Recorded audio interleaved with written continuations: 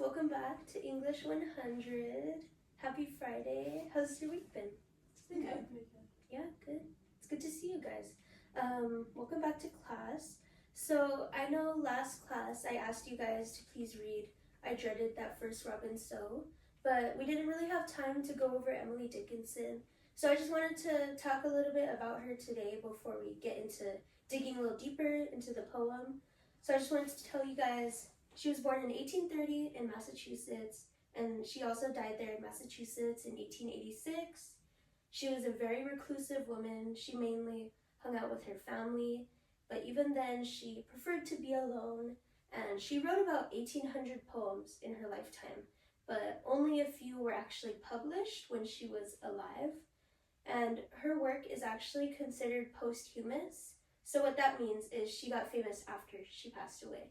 And that's when a lot of her poems were discovered and then published, and then she actually started to gain fame after her passing.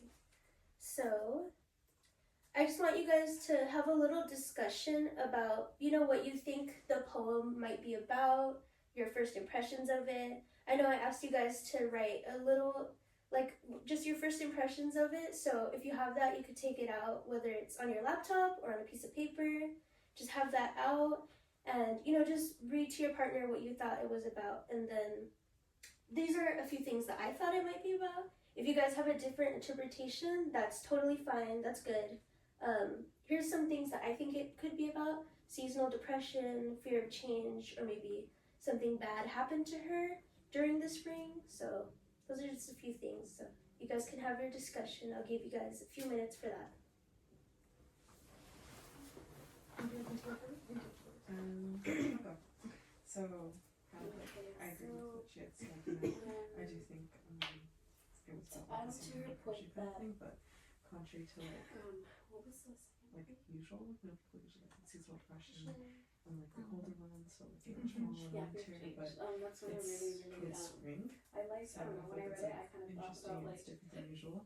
how it connected to Some me. things I brought out were A little bit like how how she was feeling very raw but when you're and not vulnerable. like super deep, but like in general, when you're feeling sad, it's hard to like be happy about the things that are going on around you, even though they she's kind of dreading it, or like usually will like evoke like positive feelings, like the bees when she sees them as something highlighted negative, the color like that, but which then is very also different like from like how most bees, like people all see those spring things that as something like usually it's lead like to a birth positive flag, things, right? but Like like things her like horns and feelings like of like birds and like self, like flowers are blooming. just It's like, just like it's I very guess, different than not grief, what but we usually negativity, negative see in feelings, spring as. kind of like didn't allow Along her the same to lines see of what like was positive it's or something like I thought connect she herself feels this way to year those, after like, year. It brought out in the things. beginning how she fears it a little less, but I think maybe something traumatic happened to her during spring, now she has especially no because spring control is such over a it. happy time. She has to stand by it, and at the Things end, like the flowers bloom and she's things like pollen flowers. herself being She clean hates covered. those things. So she And has then like how you brought out like the no daffodils, control. She which are just has so to happy watch and beautiful. As things go. something They represent provide. hope. Yeah. She doesn't like them. Yeah. Something that a lot of people. But I appreciate at the end of the poem Yeah, I that brought that she up comes too, to a where I conclusion said that she overall can't stop her words or might change paint what's a picture of happening, but struggling she can human always beings in a world that keeps moving forward, even when she And doesn't like feel ready. I feel like So, it I also definitely agree with reflects what you're on saying, like the like, broader truth that She doesn't want to kind of humans just, will sit back often and watch as will everything grow just out of like I keeps guess going, even though the she's not normal like what they consider normal really of looking their forward life, to it right? or agreeing with And it. with that, it's Yeah, normal so to feel interesting. fear and Not like many other people would uncertainty, but understand. instead of Like being it's I like guess it's a happy season. Yeah. Most people would be excited about it. those changes, She and and being the hand scared, like I don't is know, like, dreading it. you should. Not everyone will understand. Different Everyone has different anxieties because they're all unique and personal to themselves. Okay, you guys done discussing?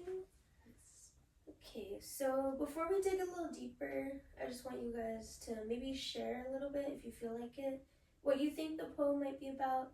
It could be something different from this, but I just want to know your guys' interpretation. Yes? I think along the same lines, seasonal depression, it's something that she dreads or has anxiety about every year, and it gets especially worse right at the beginning when, as it said, the first robin comes. Yeah, it's very painful for her to endure spring every year. Yeah. Anyone else want to share? Yes, Angie? I wanted to say this focuses more on like the general, I guess, message that's conveyed by the poem, on how the seasons change, but they, like, I know that the writer maybe has, like, a negative, like, point of view about it, but it also has, like, a promise of renewal, even though, like, there's, like, a little bit of dread in there. Yeah, that's a good point. You know, many people might not see that there's that little bit of promise, maybe like a feeling that it could be a little better than this, because it's just such a depressing poem. So now we could dig a little deeper and actually look at the poem, maybe stanza by stanza. So the first line is just the title of the poem. She's talking about the robin and how he's mastered now, she's accustomed to him, but it still hurts. So she's used to seeing the first robin and like hearing the robins sing and seeing spring begin, but it still brings her pain. She's used to it, but it still brings her pain every single year when spring starts up again. And the second stanza, she just says, I thought if only I could live till that first shout got by. So she's saying that she thinks if she could get through just the first beginning of spring, she could deal with all of it until next year. She'll be fine. But it still hurts her a lot. And it says right here, had power to mangle me. So let's actually look at the definition of mangle really quick. It says right here, severely mutilate, disfigure, or damage by cutting, tearing, or crushing. So when you guys think of spring, do you think of all of this stuff, you know, mutilating, disfiguring? No, right? Spring is happy. Spring is beautiful. It's about, you know, rebirth, the flowers, the bugs, the animals. But it's crazy that she put this in here to contrast spring from what she's really feeling. This is what spring is making her feel like. So it's a really good way to contrast how she actually feels with what spring is. So this third stanza, she talks a little bit about the daffodils and their yellow gown and how that yellow gown would pierce her with a fashion so foreign to her own. So when you guys think of daffodils, what do you associate them with? Chesley? Bright colors, happiness. Mackenzie, did you have a thought? They represent hope too, so they would be happy and hopeful. Yeah, happiness and hope. So yeah, daffodils are definitely beautiful, bright, colorful, happy flowers. But it's so foreign to her own feelings. So it's just so different from what she's actually feeling. It pierces her because it's so painful to just see something so beautiful and so happy, but you're filled with so much sadness and darkness. It's just an even worse reminder, you know? And then stanza 4, she talks about the grass. So she wants the grass to grow taller, to cover her. She wants to be hidden. She does not want to be in spring right now. She's just in so much pain. She just wants to be covered by the grass completely. And in stanza 5, she talks a little bit about the bees, how she does not want them to come. She wants them to stay away. And I think when she's talking about the bees, I don't think she's scared of the bees stinging her or just bothering her. I think it's just a painful reminder because the bees are, you know, happy, they're yellow, they're really cute, but she just does not want to be around that because that's the opposite of what she's feeling. Yeah, Francine? I really agree with like what you're bringing out right now. You know, something I had written down was she hopes that they will stay away, not out of fear, but from an inability to connect with their joyful symbolism. I'd also said that this makes it seem like they are intruding in her own world of grief. So, like the juxtaposition between what they symbolize and how she feels, it just makes it seem like something so foreign, like it had brought up. Yeah, that's really good. Yeah, I agree with that for sure. So this stanza 6, she talks a little bit about being the Queen of Calvary. So I did a little bit of research on this, and what I think the narrator is trying to say here is she's basically trying to compare herself with Jesus' mom, which is kind of interesting because she was not queen. She didn't really have any power, but this is just her trying to say how much pain she was in.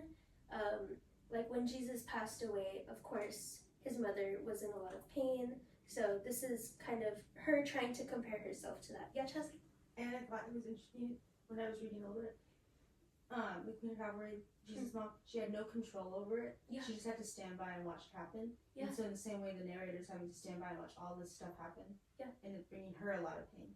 Yeah, great comparison. Thank you. Yeah, Francine? Adding on to Chasley's point, I had written down, overall, her words paint a clear picture of struggling to find peace in a world that keeps moving forward, even when she doesn't feel ready. So, like Chasley had said, everything's like continuing to go on, but she is not like ready for the change to happen, but it still happens. Does nature stop? Mhm. Nope, it does not stop. That's a good point. So right here she says, this is the last stanza, she says, each one salutes her as he goes. So each one, I think what she's trying to say here is each aspect of spring. All the birds, all the bees, the flowers, the grass, they're all saluting her like, nice to see you again. And right here she says her childish plumes. So let's look up plumes right here. Plumes. So plumes, they could be feathers, or they could also mean like plumes of smoke maybe. And she says she lifts her childish plumes in bereaved acknowledgement. So plumes can be a long soft feather or arrangement of feathers. So I think she's trying to say is feathers like arms, and she's lifting her arms up in acknowledgement. And she feels bereaved. Like spring makes her feel as if someone close to her has passed away, because that's what bereavement is. It's you're in pain because you lost someone close to you. So this is how spring is making her feel, but she's acknowledging that it's happening. And she says, of their unthinking drums. So a drum, the beat of a drum, it's constant, it doesn't stop, which is the same as nature. Nature does not stop. It's a constant cycle, but she acknowledges this constant cycle even though it brings her pain. So that's pretty much what the poem is about.